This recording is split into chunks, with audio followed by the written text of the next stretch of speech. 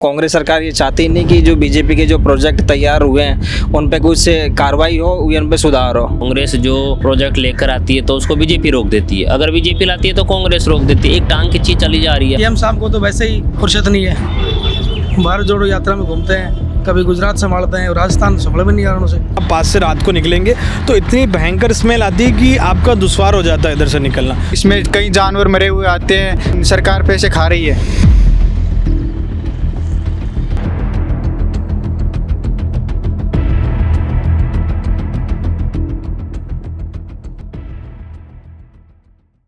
राजस्थान दौरे पर निकली हमारी सिंस इंडिपेंडेंस की टीम आज राजस्थान की राजधानी गुलाबी नगरी जयपुर पहुंच चुकी है। जयपुर का नाम सुनते ही मनमोहक नज़ारे की एक छवि नज़र आती है, रंगीन और सौंदर्य से भरपूर जयपुर की छवि, जिसमें चाहे आमेर हो, जल महल हो या फिर कोई भी जयपुर हेरिटेज हो। ऐसे ही एक मनमोहक नज़ारे से आपको रूबरू कराने हम पहुँचे हैं द्रव्यवती नदी के यहाँ। हमारे कैमरामैन से मैं गुजारिश करूंगा कि इस नदी के सुंदर नज़ारे से हमारे दर्शकों को रूबरू कराइए।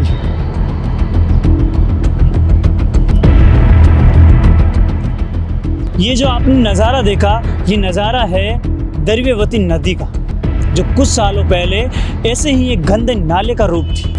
लेकिन 2016 में पूर्व मुख्यमंत्री वसुंधरा राजे ने अपने ड्रीम प्रोजेक्ट के तहत इस गंदे नाले को एक सुंदर नदी का रूप दिया और ये काम टाटा एंड ग्रुप कंपनी को सौंपा गया। इस प्रोजेक्ट में 1600 से 1800 करोड़ रुपए का खर्चा आया, लेकिन जैसे ही गहलोत सरकार सत्ता में आई, उसने कंपनी को फंड देना बंद कर दिया। इसके बाद कंपनी ने चिट्ठियों पे चिट्ठियाँ लिखकर गहलोत सरकार से फंड की मांग की, लेकिन गहलोत सरकार ने एक नहीं सुनी। इसके चलते टाटा एंड ग्रुप कंपनी ने इस प्रोजेक्ट से अपने हाथ पीछे कर लिए और ये प्रोजेक्ट ठप पड़ गया।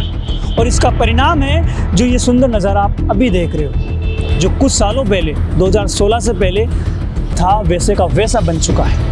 आप भी देख रहे हो कोई फ्लो नहीं है, बिल्कुल काई जमी हुई है, नाला है, गंदा पानी रुक रहा है, पता नहीं कहाँ कहाँ का पानी आ रहा है। भी एक एक्सपीरियंस कीजिएगा, जब आप पास से रात को निकलेंगे तो इतनी भयंकर स्मेल आती है कि आपका दुश्वार हो जाता है इधर से निकलना। बीजेपी सरकार में तैयार हुआ था तो कांग्रेस सरकार ये चाहती नहीं कि जो बीजेपी के जो प्रोजेक्ट तैयार हुए हैं उन पे कुछ कार्रवाई हो, उन पे सुधार हो। इस द्रव्यवती का जो उद्देश्य था वो ये था कि बोटिंग चलेगी, साफ़ सुथरा रहेगा।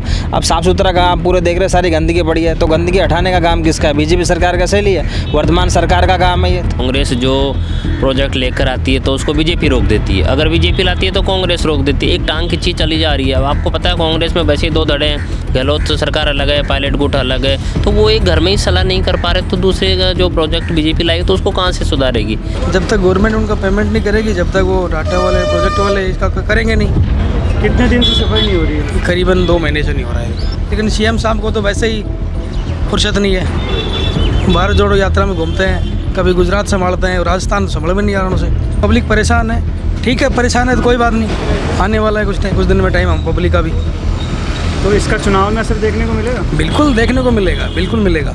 अब सवाल ये उठता है कि जो गहलोत सरकार हर महीने करोड़ों रुपए का खर्चा जयपुर हेरिटेज में खर्च करती है, जयपुर की सुंदरता बरकरार रखने में करोड़ रुपए का खर्चा करती है, वो गहलोत सरकार इस द्रव्यवती नदी के मेंटेनेंस का खर्चा क्यों नहीं उठा पा रही है? क्या उसे वसुंधरा राजे के इस प्रोजेक्ट से एलर्जी है?